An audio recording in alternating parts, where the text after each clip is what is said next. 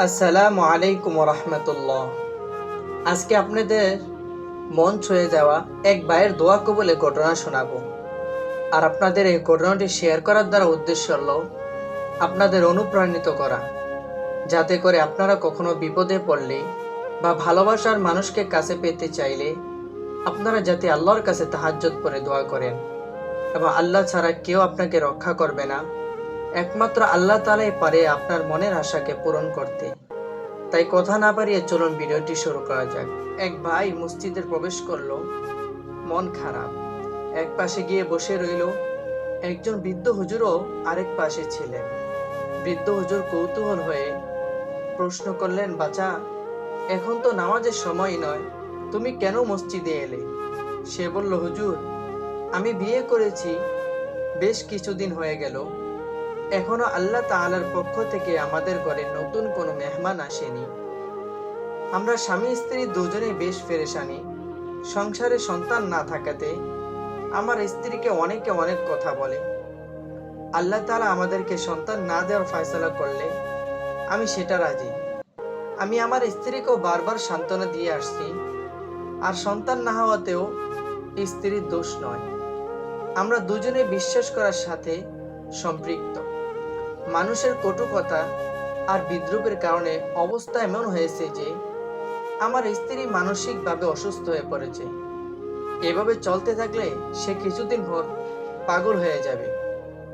রুবা, মানে আমার স্ত্রী, সে এত ভালো একটা মেয়ে, তাকে ছাড়া আমার জীবনটাও নষ্ট হয়ে যাবে। জীবনের কোনো স্বাদ আমি পাবো না। আমি কোনো ডাক্তার, বৈদ্য, কবিরাজ বাদ রাখিনি, কিছুতেই কিছু হলো না। বৃদ্ধ হুজুর বললেন, তুমি স্থির হয়ে বসো, আমি তোমাকে একটা ওষুধ দেব। ওষুধটির ব্যবহার বিধি খুব কঠিন, তবে আমি আল্লাহর উপর পুরোপুরি তাওয়াক্কুল করে বলছি, এই ওষুধ দিয়ে তোমার অবশ্যই সন্তান হবে ইনশাআল্লাহ। আল্লাহর দোহাই রাখি হুজুর, আপনি যত কঠিন আর কষ্টকর ওষুধ দেন, আমি সেটা ব্যবহার করার জন্য প্রস্তুত ইনশাআল্লাহ। তোমরা দুজনেই ফজরের আজানের 1 ঘন্টা আগে ঘুম থেকে উঠবে। সময়টাকে 2 ভাগে ভাগ করে নেবে।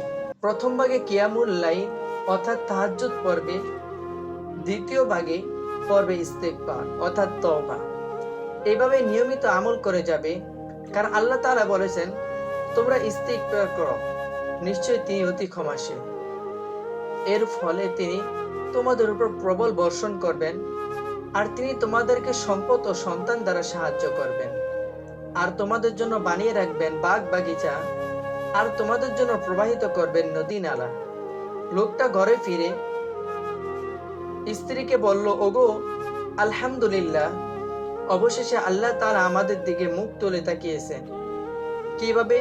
স্বামী বিষয়টি খুলে বলল। জিজ্ঞেস করলো, তুমি কি এ আমল করতে প্রস্তুত? স্ত্রী বলল, জি, আমি অবশ্যই প্রস্তুত। আপনার সাথে কোনো কাজেই বা আমি অপ্রস্তুত থাকি? আমি কোন দিন থেকে এই আমলটি শুরু করব?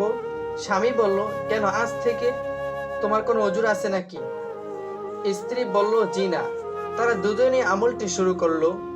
পরের দিন যেতে না যেতেই স্ত্রীর মধ্যে গর্ভের বিভিন্ন উপসর্গ প্রকাশ পেতে শুরু করলো। ডাক্তারের কাছে যাওয়ার পর তিনিও বিস্মিত হয়ে বললেন, আপনাদের জন্য তো সুখবর আছে। এটা ছিল ইস্তিগফারের বরকত।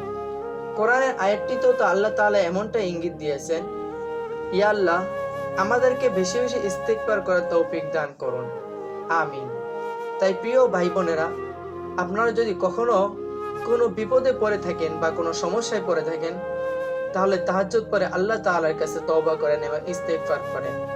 ভিডিওটি যদি আপনাদের কাছে ভালো লেগে থাকে, তাহলে চ্যানেলটি সাবস্ক্রাইব করে একটি লাইক এবং শেয়ার করে আপনার বন্ধুদেরকে দেখার সুযোগ করে দিন। আসসালামু আলাইকুম ওয়া রাহমাতুল্লাহ।